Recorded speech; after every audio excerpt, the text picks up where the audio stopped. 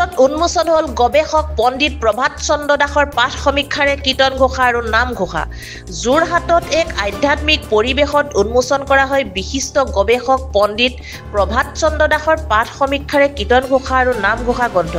সেই অনুসৰি যোৰহাটৰ মহাপুৰুষ শংকৰদেৱ কলাকৃষ্টি গৱেষণা কেন্দ্ৰৰ প্ৰেক্ষাগৃহত অনুষ্ঠিত হোৱা এই বিশেষ গ্ৰন্থ উন্মোচনী অনুষ্ঠানত মুখ্য অতিথি হিচাপে উপস্থিত থাকি গ্ৰন্থখন উন্মোচন কৰে মহাপুৰুষ শ্ৰীমন্ত শংকৰদেৱ বিশ্ববিদ্যালয় উপাচাৰ্য ডক্টৰ মৃদুল কুমাৰ হাজৰিকাই।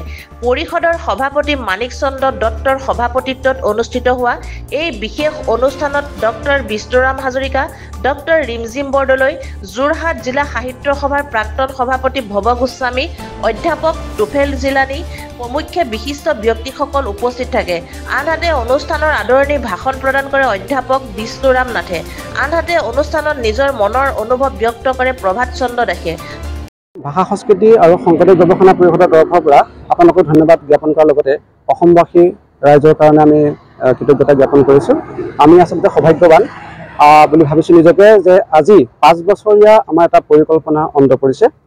ভাষা সংস্কৃতি আৰু শংকৰদেৱ গৱেষণা পৰিষদৰ তৰফৰ পৰা প্ৰথম কাৰ্যসূচী হিচাপে লোৱা হৈছিল যে অসমত চলি থকা যিসমূহ শাস্ত্ৰ এই শাস্ত্ৰসমূহৰ পাঠ সমীক্ষা কৰা হওক। আৰু প্ৰথম কাৰ্যসূচী হিচাপে কীৰ্তন ঘোষাক আমি পাঠ সমীক্ষাৰ কাৰণে আগবাঢ়িলোঁ। পাঠ সমীক্ষা এনেকুৱা এটা পদ্ধতি যাক আচলতে টেক্সচুৱেল ক্ৰিটিচিজম বুলি কয়।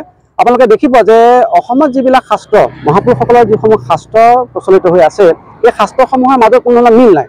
আপুনি বৰগীতেই হওক, নামঘোষা হওক, কীৰ্তন হওক বা বিভিন্ন ধৰণৰ শাস্ত্ৰসমূহ হওক, আপুনি দেখিব যে ইয়াত সম্পাদক সকলো মানে যাৰ মন যায় সেই সম্পাদনা কৰিব পাৰে। ইয়াত কোনো অথৰিটি নাই, তাৰমানে আমাৰ শাস্ত্ৰসমূহৰ কোনো কৰ্তৃত্ব নাই। এই ব্যৱস্থাটো আচলতে আন ধৰ্মীয় যিবোৰ শাস্ত্ৰ সেইসমূহ যদি আমি লক্ষ্য কৰোঁ সমান্তৰালভাৱে দেখিম যে সেই শাস্ত্ৰসমূহৰ আকাৰ ইকাৰ কোনো এডাল ইফাল সিফাল কোনেও কৰিব নোৱাৰে বা সম্পাদনাও কোনো কৰাৰ অধিকাৰো নাই। তেওঁলোকৰ মানে কৰ্তৃত্ব আছে বা অথৰিটিটো আছে। আমাৰ দুৰ্ভাগ্যৰ কথা যে অসমৰ শাস্ত্ৰসমূহৰ কোনো ধৰণৰ সেই অথৰিটিটো নাই। গতিকে আমি ভাবিলোঁ যে ভাষা সংস্কৃতি শংকৰদেৱ গৱেষণা পৰিষদৰ তৰফৰ পৰা আন নহ'লেও অসমত মহাপুৰুষসকলৰ যিসমূহ শাস্ত্ৰ চলি আছে এই শাস্ত্ৰসমূহৰ পাঠ সমীক্ষা কৰা হওক। এটা জটিল পদ্ধতি টেক্সচুৱেল ক্ৰিটিচিজম যাক কোৱা হয়, যাৰ কাৰণে প্ৰয়োজন হয় আচলতে প্ৰাচীন যিবিলাক আমাৰ সাঁচিপাতৰ পুথি, এই সাঁচিপাতৰ পুথি অসমৰ ইমূৰৰ পৰা সিমূৰলৈ আমি সংগ্ৰহ কৰিবলৈ লাগিলোঁ 5 বছৰ আগতে।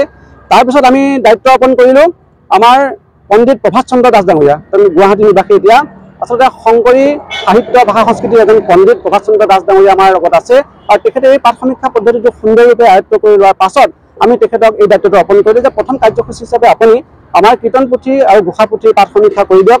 আমি অতি সোনকালে ৰাইজৰ মাজলৈ যাতে এখন বিজ্ঞানসন্মত পুথি উলিয়াই দিব পাৰোঁ এই কথাটো তেখেতৰ ওপৰত অৰ্পণ কৰা হ'ল। আজি আমি সৌভাগ্যৱান, ইতিমধ্যে এই পুথিভাগ আমাৰ উন্মোচন ওলাইছে। ৰাইজে কেনেকৈ গ্ৰহণ কৰে আমি এইটো নকওঁ, এইটো ৰাইজৰ কথা, বিচাৰ বিবেচনা ৰাইজৰ হাতত। আমি ভাবিছোঁ যে শংকৰদেৱৰ সমকালৰ যিটো আচলতে ভাষা, যি বানান পদ্ধতি, আখৰ জোঁটনি এইসমূহ ইয়াত উপস্থাপন কৰা হৈছে সুন্দৰকৈ। আপোনালোকে দেখিবলৈ পাব সেই সময়ছোৱাৰ এটা ভাষা আমি উপস্থাপন কৰিবলৈ সফল হৈছে যেন লাগিছে আৰু আজি আমি ৰাইজৰ মাজলৈ মুকলি কৰি দিছোঁ। আৰু ইয়াত আচলতে উপস্থিত আছে আমাৰ শংকৰদেৱ বিশ্ববিদ্যালয়ৰ উপাচাৰ্য মহোদয়, তেখেত নিৰ্দিষ্ট বক্তা হিচাপে আছে। তাৰ লগতে আছে আমাৰ সভাপতি হিচাপে মানিক চন্দ্ৰ দত্ত ডাঙৰীয়া আছে, সব্যসাচী মহন্ত আছে, গড়গাঁও মহাবিদ্যালয়ৰ অধ্যক্ষ মহোদয় আছে, তাৰপিছতে ব্ৰিজমোহন হাজৰিকা আছে, আমাৰ CKB কমাৰ্চ কলেজৰ কাষৰে অধ্যক্ষ মহোদয় আছে। কেইবাজনো বিশিষ্ট ব্যক্তিৰ উপস্থিতিত আমি গ্ৰন্থভাগ উন্মোচন কৰিছোঁ আৰু পদাধিকাৰ মহোদয়ক মাতিছিলোঁ। আমাৰ আচলতে আমি সকলোকে, আমাৰ উন্মোচক কোনো নিৰ্দিষ্ট উন্মোচন নাই, আমাৰ নিমন্ত্ৰিত সকলো ব্যক্তিকে আমি উন্মোচক হিচাপে ৰাখিছোঁ, উন্মোচক মণ্ডলী হিচাপে ৰাখিছোঁ। আমাৰ মাজত এতিয়া সদ্যহতে উপস্থিত আছে আনন্দ শইকীয়া ডাঙৰীয়া, চিনেমা মহাবিদ্যালয়ৰ প্ৰতিষ্ঠাপক অধ্যক্ষ। তাৰপিছতে ব্ৰিজমোহন হাজৰিকা, অধ্যক্ষ CKB বাণিজ্য মহাবিদ্যালয় যোৰহাটৰ, ৰিমজিম বৰদলৈ ভাৰপ্ৰাপ্ত উপাধ্যক্ষ চৰকাৰী আদৰ্শ মহাবিদ্যালয় কাজিৰঙা, সব্যসাচী মহন্ত অধ্যক্ষ গড়গাঁও মহাবিদ্যালয়, টুফেল জিলানী ডাঙৰীয়া অধ্যাপক তেখেত কাকজান মহাবিদ্যালয়ৰ, ভৱ গোস্বামী ডাঙৰীয়া যোৰহাট জিলা সাহিত্য সভাৰ প্ৰাক্তন সভাপতি, আৰু আছে হৰগোবিন্দ পাঠক গুৱাহাটীৰ পৰা এজন বঁটা বিজ্ঞানী, আৰু আমাৰ মাজত বিশিষ্ট ব্যক্তি অজস্ৰ আছে। তেখেতসকলৰ উপস্থিতিত আজি আমি সকলোৰে মানে আমাৰ উন্মোচক মণ্ডলী আছে, উন্মোচক মণ্ডলীয়ে আমাৰ অনুষ্ঠানটো এতিয়ালৈকে চলি আছে। গ্ৰন্থ উন্মোচন ইতিমধ্যে সমাপ্ত হৈছে। পুথিভাগ আচলতে ভাষা সংস্কৃতি শংকৰদেৱ গৱেষণা পৰিষদৰ হাতত ইতিমধ্যে আছে।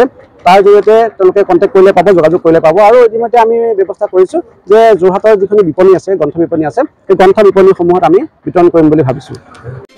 যোৰহাটৰ পৰা সুমিত দাসৰ ৰিপৰ্ট, E24 লাইভ ব্ৰেকিং।